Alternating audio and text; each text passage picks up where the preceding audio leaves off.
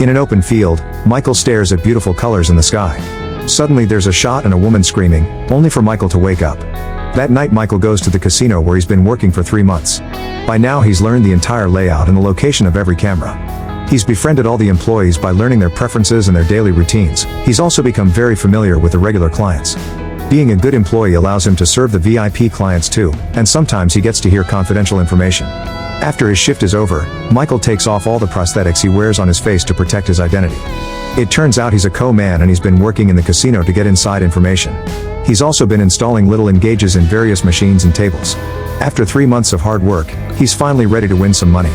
Wearing a different disguise, he enters the casino and uses his phone to activate a hidden gadget that makes cards fly out from a shuffling machine.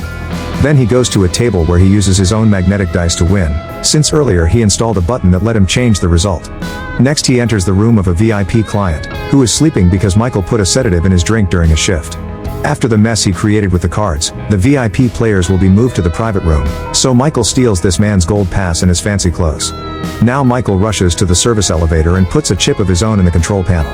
When the employee moving the new cards finds him, Michael pretends to be lost and tries to file a complaint as a VIP, so the employee agrees to take him to the right floor in the service elevator.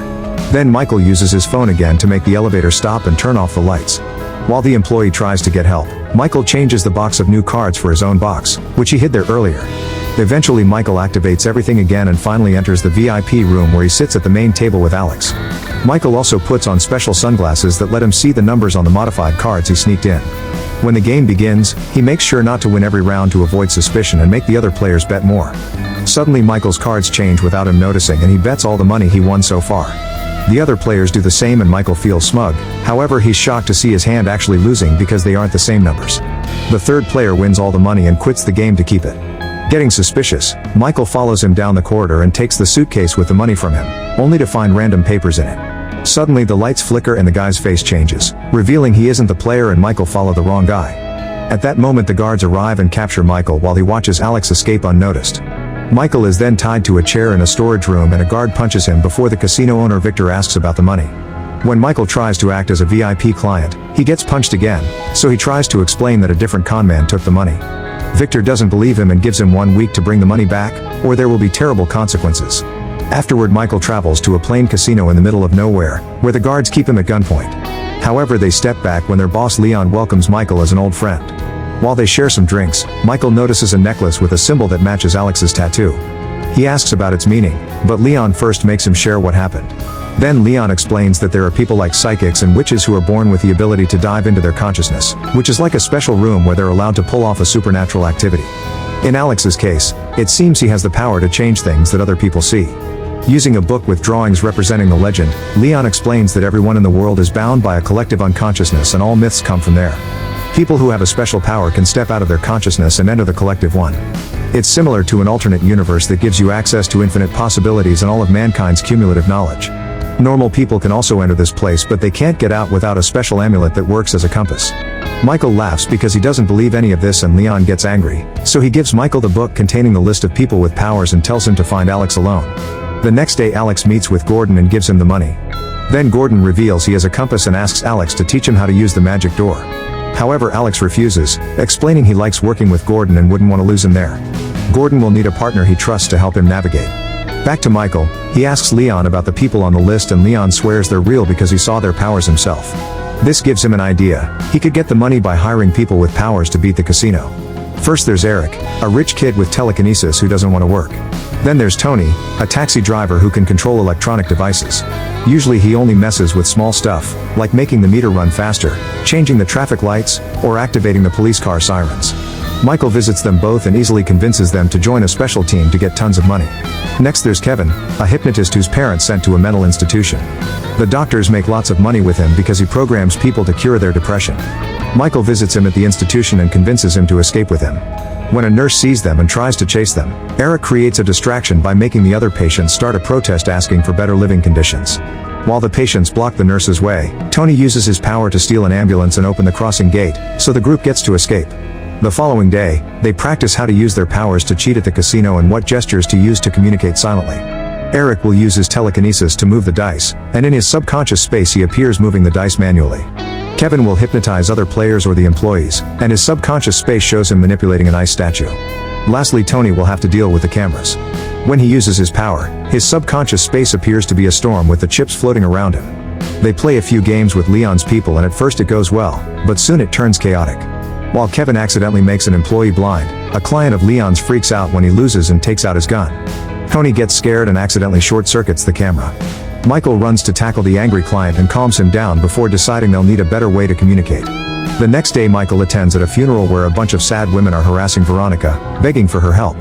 Suddenly a car parks nearby and some men in black come out. A terrified Veronica runs away and drops her headphones in the process, so Michael grabs them. When a second car with mysterious men shows up, Veronica hides inside an abandoned building and waits for the men to leave. Then Michael gives her back the headphones, saying he isn't one of those men. Veronica tries to leave without a word, so Michael follows her to ask some questions. However, Veronica can read minds and says she isn't interested in his plan. At that moment one of the men finds them and Michael holds him back while Veronica runs. The rest of the men corner her in an alley, however Michael appears on the roof and helps her escape. The next day Gordon follows Alex's instructions to get started on his training. A hypnotist finds him and quickly sends him to the world of the subconscious, where now Gordon has the power to control any person he wants. While Gordon is unconscious on the ground, he forces a street painter to make a copy of a famous painting. Then Gordon controls a museum employee and makes him trade the fake painting for the real one, which was about to be transferred to another museum. While the fake painting is taken away in a van, Gordon wakes up and buys the real famous art from the confused painter for just a few bucks. None of the people he controlled remember what happened. Back to Michael, he introduces Veronica to the rest of the group, explaining she can read and transmit thoughts. She'll be passing Michael's instructions to the others while they play. To practice, Michael tells her to enter her subconscious space, which looks like a very peculiar forest. Then he thinks about Eric moving the city's big bell, so Veronica passes the message to Eric's mind. After Eric does so, Michael wants two people to run while screaming for help, so Veronica passes that message to Kevin, who quickly pulls it off. Tony is told to make most of the lights in the area to short-circuit, causing more people to get scared and all the birds to fly away. Lastly, Michael asks Veronica to tell the people in the street that there's an earthquake coming. As Veronica passes the suggestion around, the combination of her words and all the strange things caused by the others convince people that there really is an earthquake happening. Everyone runs away until only Michael's team is left. Afterward, Michael steals some drinks from a restaurant while explaining his plan. They'll enter the casino with fake identities and each of them will arrive at different times except for Veronica, who will pretend to be Michael's fiancée. This means they need to go shopping for fancy clothes and see a stylist to get a makeover. With only 2 days left, the team finally goes to the casino.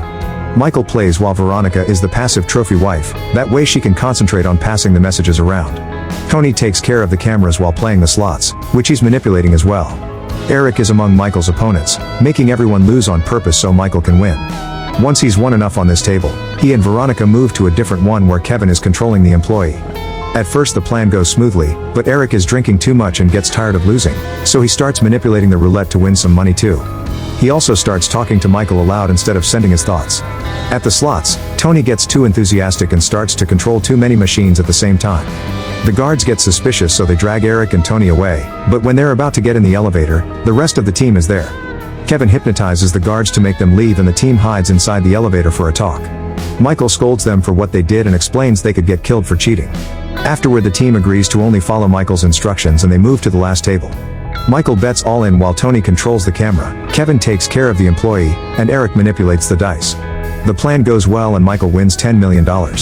Then the group goes to the beach to celebrate with drinks and a bonfire, although Veronica sits away from them. Michael checks on her and points out they could work together a few more times to get more money, but Veronica isn't interested. An argument ensues and they both insult each other. Meanwhile, Alex has dinner with Gordon and informs him they must cancel their lessons. Alex insists he can't continue to teach him until Gordon gets a partner. Then Gordon asks about Michael and Alex tells him about the new team. Gordon isn't happy to hear this and announces they'll have to intervene. The next morning the team is on the road where they're suddenly chased by an SUV. When the mysterious car gets ahead of them, Tony drives around it and tries to lose it, only for a second SUV to join the chase. In a matter of minutes, the SUVs surround the car and force Tony to stop in the middle of the road. Victor comes out with his men, who capture the whole team and tie their wrists up. Michael explains they have the money, however Victor is now more interested in their powers. Since Michael doesn't have any abilities, he's taken to the edge of a cliff and shot, so his body rolls down into the woods. The group is devastated to watch this and they hide in their subconscious spaces to grieve. What they don't know is that this is a trick. Michael is fine and taken to see Gordon, who turns out to be his father. Gordon cuts the ropes from his son's wrists and Michael freaks as he realizes his dad has been behind this all along. The guards hold him back while Gordon points out that Michael has ignored him for 10 years and this was the only way to get his attention. Gordon also reminds him that when Michael was a child they would dream about finding the special door, and now he knows where it is. Sometime later at Victor's casino, Tony, Kevin, and Eric are being forced to work as employees to make the clients lose. One afternoon when they return to their rooms, they find a plumber working in their bathroom. It turns out to be Michael in disguise, who notices Veronica is missing. The others explain she refused to work for Victor and she's been in a coma all this time because she hasn't left her subconscious space since she saw Michael supposedly die. That night, the lights flicker above the game tables while the guys surround Victor to announce they're quitting. The guards immediately take them to a storeroom and leave a newbie to watch the door, not noticing it's Michael. He frees his friends and then shares his knowledge about the casino to make a plan. Kevin forces a guard to use his keycard on the electronic lock while Michael uses a stolen key to leave the elevator stuck in the basement. The next corridor is blocked by lasers, so Michael leaves the guys to deal with it while he goes looking for Veronica. He puts on a mask he left there earlier and throws a gas bomb to bring down the guard, then he rescues an unconscious Veronica from her room. In the corridor Tony turns off a bunch of lasers, but he can't do all of them. At least now there's enough room for Eric to carefully move among them without touching them. He manages to make it to the other side and finds the casino's safe, so he starts using his powers to force it open. The lasers go down, but they also activate an alarm. While Michael reunites with the team, the guards try to reach the corridor, only to find the elevators not working and a hypnotized employee shooting at them.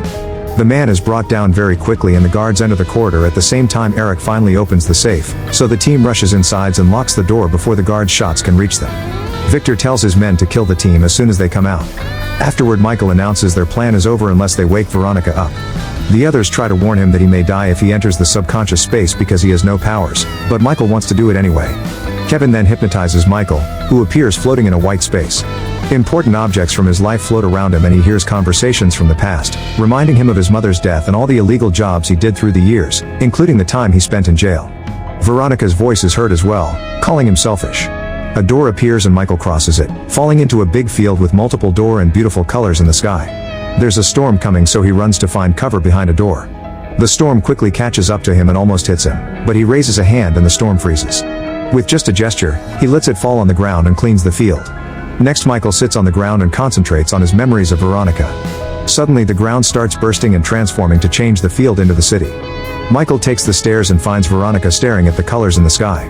When he tries to come closer, he finds a force field surrounding her. He pounds on it a few times while yelling, but Veronica never reacts. Michael then tries sending out his thoughts.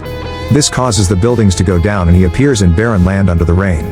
The force field is still protecting Victoria, but now she can hear him. She says she doesn't want to go back to the real world because there's nobody waiting for her. Michael tries to explain he's actually alive but she doesn't believe him, so he sends out the memory of the day they met. The chase happens again and when Michael appears on the roof, he tells her he only has her. Veronica grabs his hand and the duo is transported to the field with all the doors. They share a kiss before Veronica leaves through one of the doors, causing her to wake up in real life. However, since it's Michael's first time, he must find his own way out. A flashback reveals Gordon taught Michael everything about the subconscious space and that he wanted his son to be his partner, that way they could start a business together using the doors. He also gave him the compass and promised to send help. In the present, Michael sees Alex coming out of a door and starts following him as the area transforms into the casino.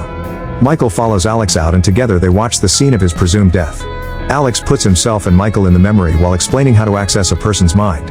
At that moment Michael wakes up in the safe and announces they're leaving with the money. Tony deactivates the lock and the door opens, but the corridor is empty. It turns out that while he was still in the subconscious space, Michael entered Victor's mind and made him believe the team had already escaped with the money. Victor told his guards to go after them, explaining the empty corridors. The team easily escapes with the money and meet with Alex on the beach. He says he has a proposition for them while a person nearby makes fire appear on their hand. 3 months later Michael agrees to do one job with Gordon before two hypnotists send them to the subconscious space.